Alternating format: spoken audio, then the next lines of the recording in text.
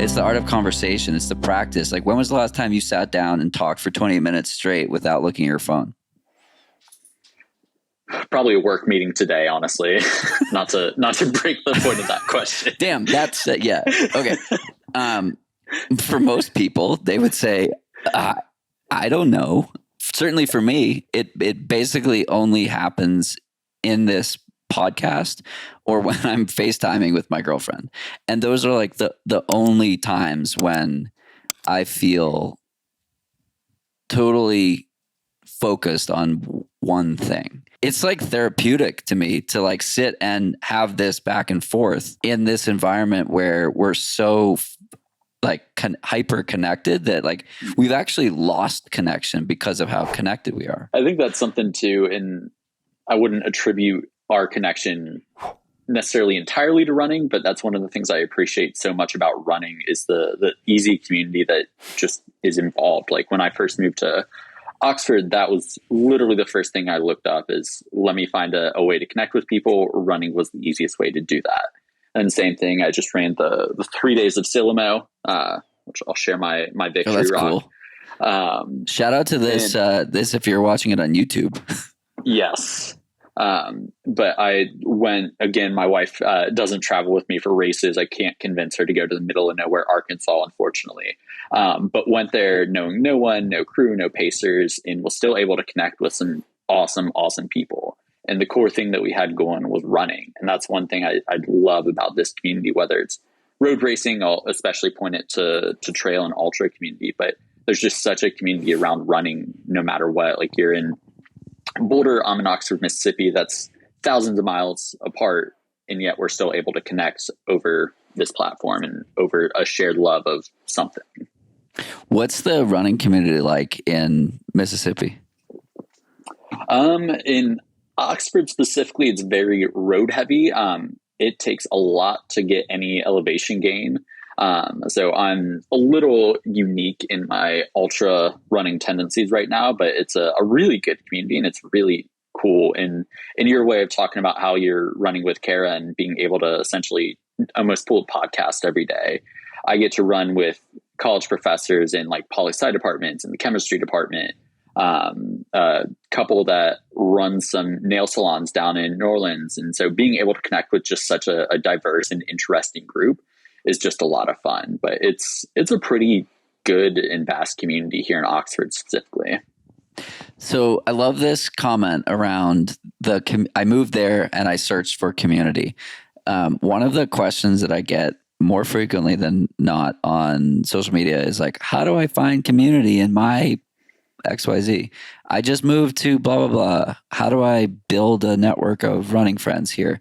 I don't really know the answer to that question because it's like I use social media to do this. And like when I go somewhere, I know 5 to 10 people in that place and I just message them and then we go for a run. And so for me, it like comes second nature. I'm curious, like tactically, what did you do when you moved to Oxford that has enabled you to give that answer the way that you just gave it, in that like you love the place and there are people around you that have similar pursuits and interests? Yeah, I think from a very literal sense, it's that same format of I use social media. We have a Facebook group for our run club, so it's an easy kind of search running Oxford. From a less literal sense, I think there's some level of vulnerability we always have to have anytime we're moving somewhere new. I'm a big fan of Reddit, and I see it every now and then that someone's like, oh, tried to go out with a run club in a new place, and they had their social circles. And sometimes you've just got to break in, like you've got to put yourself out there. And so that's something that may not feel super comfortable, but if you're not willing to be uncomfortable, you're never going to really honestly succeed in general, but especially succeed in building community. You have to be comfortable being uncomfortable if you want to move forward. So yeah, I love that. I got started with running with a group called November Project in Boston, and their thing was come for, I don't know, it was like 4 weeks, 2 weeks, you show up and people don't really notice you. 3 weeks, maybe 4 weeks, they're like, oh, this person is here again. And so it's like showing that you're committed and that's, to me, that's how you like break into Yep. these social circles where it's not going to happen. I mean, unless you're like a complete wallflower and everyone loves you right off the bat, which is definitely like a unique scenario to be in. And certainly not the case for me. I don't think wallflower is the right word. Wallflower is like if you're boring. I've never read the book, so I can't. I'm not going to speak outside my lane. Yeah, we got no perks to talk about.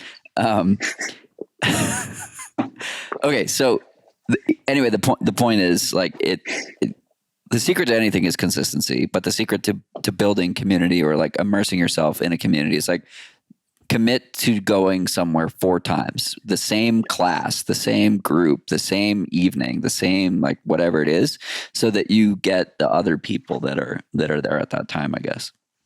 Absolutely. And I think some of it, being again, a fraternity professional and being in a fraternity in undergrad, it's one of the things that we teach a lot is just putting yourself out there.